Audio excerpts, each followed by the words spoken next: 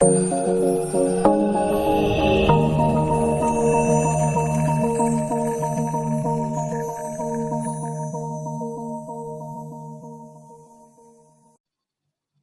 Assalamualaikum warahmatullahi wabarakatuh.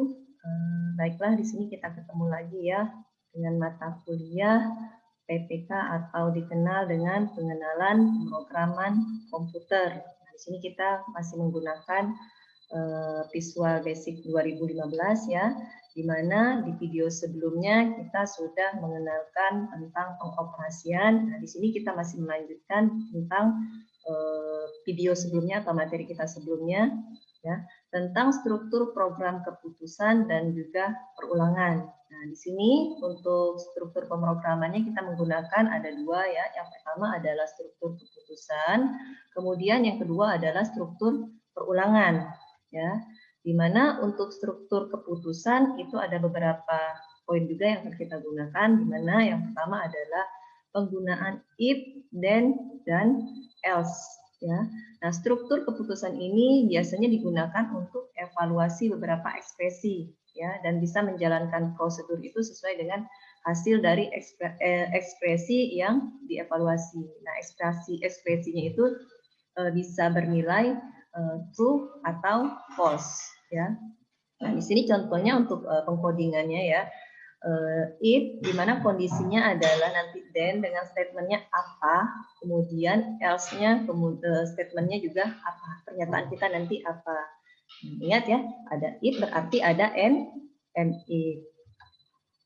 Oke, yang kedua adalah atau yang B-nya adalah select case ya, penggunaan struktur perulangan. Di sini kita menggunakan select case. Nah, di struktur ini dia hanya bisa mengevaluasi satu ekspresi saja ya, di mana yang hanya bisa menghasilkan nilainya itu tunggal. Contohnya di sini misalkan select case di mana kondisi case pertama adalah A misalkan, kemudian case yang kedua atau case satunya adalah apa ya, B misalkan, dan seterusnya ya. Ingat, ada case, ada else-nya ya.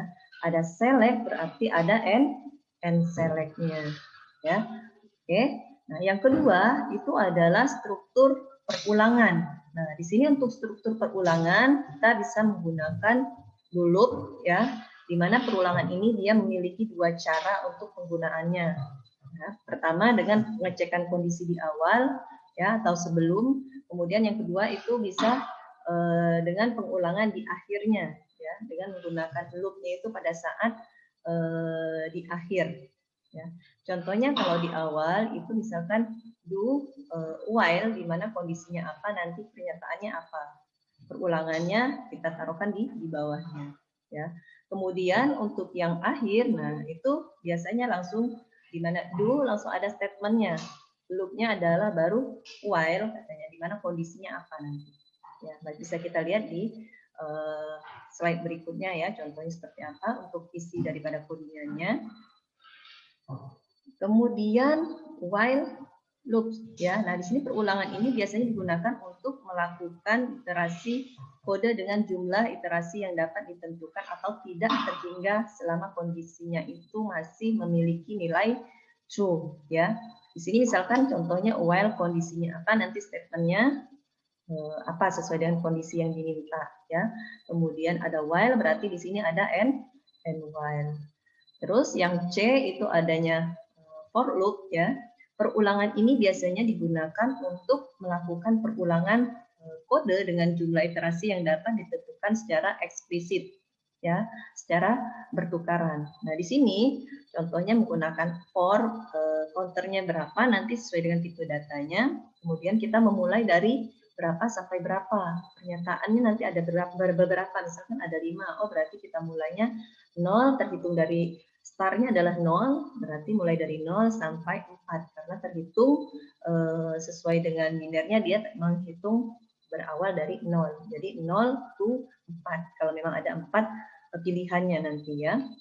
Kemudian akan ada next counternya ya. For-nya misal counternya for i, nanti ada next i ya. Nah, ini contoh ya. Nah, sekarang kita ke contoh pelatihan yang pertama nanti kita akan praktekkan di Zoom kita ya. Nah, di sini contohnya kita akan membuat desain form seperti gambar seperti yang ada di sini ya. Ada form percabangan, contohnya ada umur, ada kategori ya, terdiri dari label, kemudian ada teksnya nanti kita isi sesuai dengan umurnya berapa, kemudian nanti ada prosesnya, baru kategorinya dia termasuk apa. Contoh codingannya, nah nanti seperti biasa ya kita double klik di proses, kita perintahkan button kita di proses, isi codingannya seperti ini. Ya.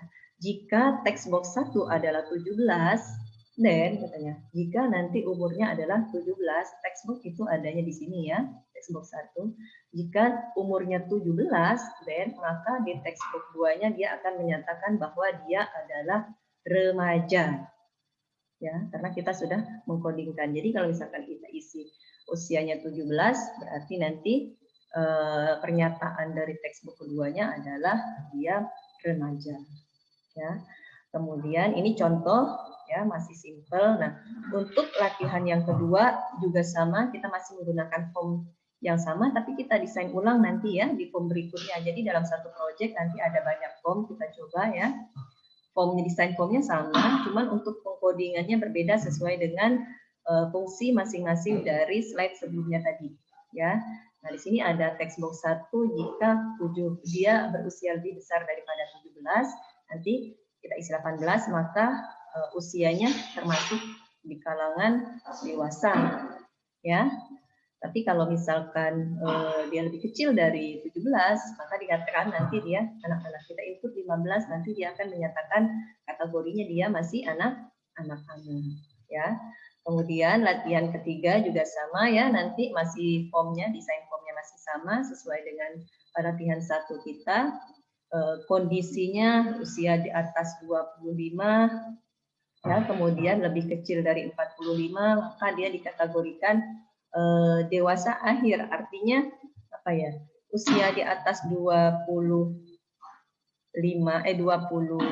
ke atas dan diakhiri dengan 45 ke bawah. Nah, dia dikategorikan nanti dewasa akhir ya, sedangkan lebih dari 45 ke atas nanti dia akan otomatis menyatakan bahwa dia adalah kategori lansia. Nanti kita coba praktekkan ya di Zoom.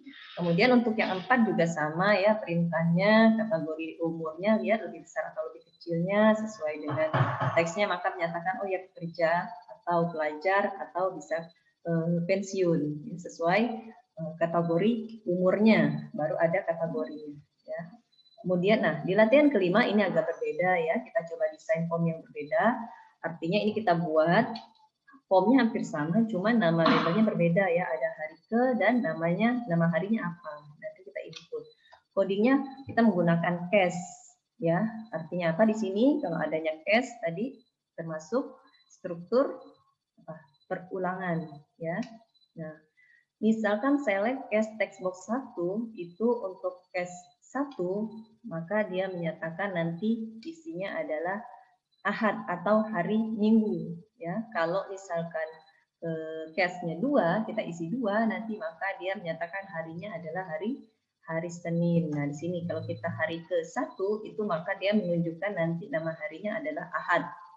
Kalau kita tulis atau kita input nanti 2 berarti itu adalah hari Senin dan seterusnya. Oke, baiklah saya rasa cukup dulu untuk hari ini ya. Sampai ketemu di video berikutnya. Assalamualaikum warahmatullahi wabarakatuh.